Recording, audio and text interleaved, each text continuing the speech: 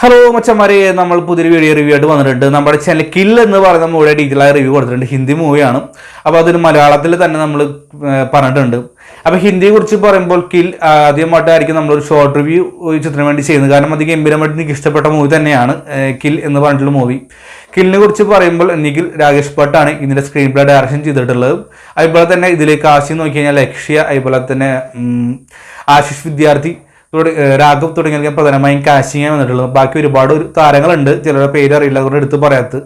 കില്ലിന് പ്രധാനമായും ഇമ്പോർട്ടൻസ് കൊടുക്കുന്നത് വയലൻസിനാണ് അവർ ഇമ്പോർട്ടൻറ്റ് കൊടുത്തിട്ടുള്ളത്. അപ്പോൾ വയലൻസ് ഇഷ്ടപ്പെടുന്നവർ മാത്രം എന്തായാലും കില്ല് കണ്ടാൽ മതി. കാരണം ഒരു ചോരക്കളി തന്നെ നമ്മുടെ കില്ല് എന്ന് പറഞ്ഞ മൂവിലുണ്ട്. അതുകൊണ്ടാണ് കില്ല് എന്നുള്ള പേര് കൊടുത്തിട്ടുള്ളത്.